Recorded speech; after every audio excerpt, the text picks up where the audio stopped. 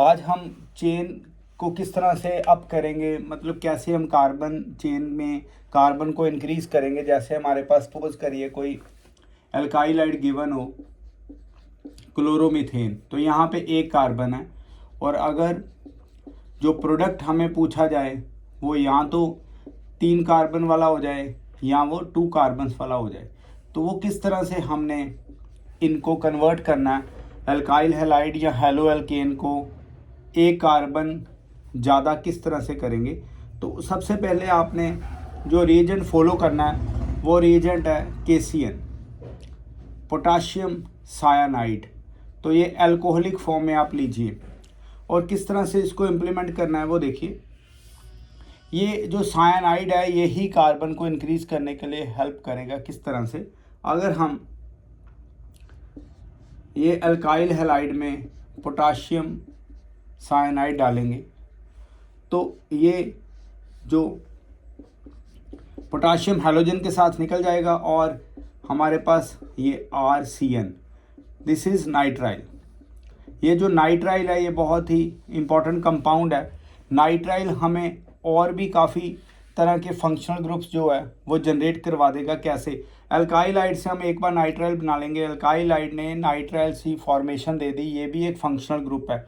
अब हम इसी नाइट्राइल के यूज़ से फर्दर 3 कंपाउंड्स बनाएंगे।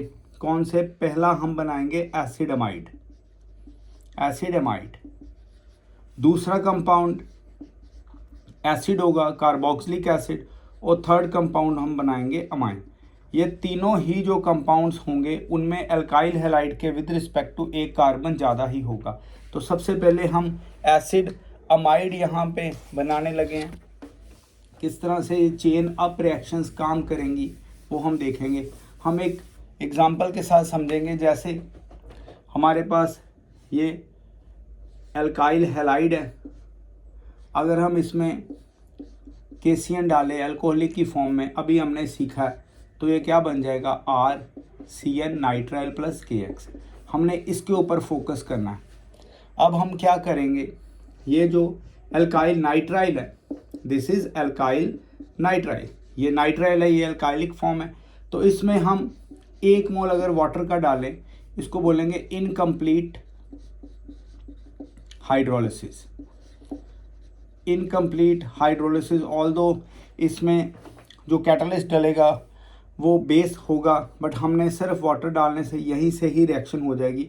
1 मोल वाटर का डालेंगे तो आपने किस तरह से इसको सीखना है, ये ऑक्सीजन लगाइए और ये H2।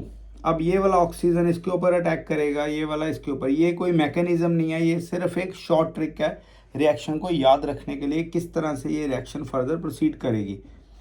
क्योंकि CBSE ने बहुत से मैकेनिज्म जो है वो निकाल दिए हुए हैं सिलेबस में से, अगर हम बात करें। ऑल्दो कंपटीशन में तो है, तभी हम ऐसे एक छोटे छोटे मेथड जो है वो सीख रहे हैं। ये देखिए, ये बन जाएगा NH2, this is acid derivative. कौन सा डेरिवेटिव है? Acid amide. तो इस तरह से इनकम्प्लीट आप हाइड्रोलिसिस करेंगे तो एसिड एमाइड बन जाएगा। इसी तरह से अगर हम दूसरा जो कंपाउंड बनाएं उसमें क्या आएगा, देखिए ये नाइट्राइल लिया, इसमें 2 मोल्स वाटर के डाल दिए। जब 2 मोल्स वाटर के डालेंगे तो ये हो जाएगी complete hydrolysis, this is complete hydrolysis. तो किस तरह से RCN, ऑक्सीजन कितनी है? 2। अब इधर 2 ऑक्सीजन लगाइए और 1 हाइड्रोजन इधर, और ये 4 हाइड्रोजन्स हैं। तो टोटल ये हमारे पास, ये जब ब्रेक डाउन करेगा तो साइड प्रोडक्ट निकलेगा अमोनिया की फॉर्म में। ये अमोनिया है और क्या बना? RCOH, this is carboxylic acid. अब as per numbers of carbon atoms इसके नाम होते जाएंगे। अगर एक और कार्बन होगा तो ये इथेनॉइक होगा, इसकी लंबी चेन है, 2 कार्बन है और ये 3 प्रोपेनॉइक होगा, तो ये आ गया कार्बोक्सिलिक एसिड। तो इस तरह से अगर 1 मोल वाटर का डालेंगे तो एसिड एमाइड, अगर हम 2 मोल्स वाटर के डालेंगे तो ये कार्बोक्सिलिक एसिड। तो आपने देखा है अल्काइल हैलाइड या हेलो एल्केन से, अगर हम अल्काइल हैलाइड या हेलो एल्केन से नाइट्राइल बना लें तो ये नाइट्राइल हमें कन्वर्जेंस में बहुत हेल्पफुल रहेगा। क्योंकि इससे हम एसिड अमाइड और कार्बोक्सिलिक एसिड भी बना सकेंगे।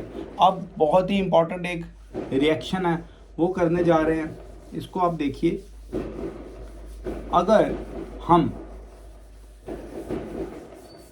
नाइट्राइल में, अगर हम इसी गिवन नाइट्राइल में देखिए हाइड्रोजन ऐड करें, हाइड्रोजन कैसे ऐड करनी है हम जूनियर क्लासेस में सीख के आए हैं कि अगर किसी टेस्ट ट्यूब में ये सोडियम मेटल लें और उस टेस्ट ट्यूब में हम इथेनॉल डाल दें, उस टेस्ट ट्यूब में हम इथेनॉल डाल दें तो एक कलरलेस गैस निकलेगी।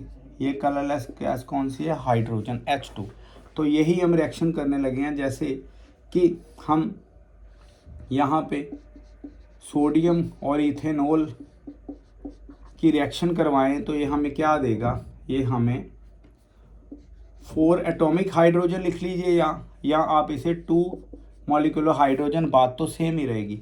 तो ऐसी रिएक्शन जिसमें सोडियम और इथेनॉल की रिएक्शन से हाइड्रोजन प्रोड्यूस हो और वो अटैक करे नाइट्राइल पे, इसने अटैक किया नाइट्राइल पे, तो ये वाली रिएक्शन कौन सी रिएक्शन है?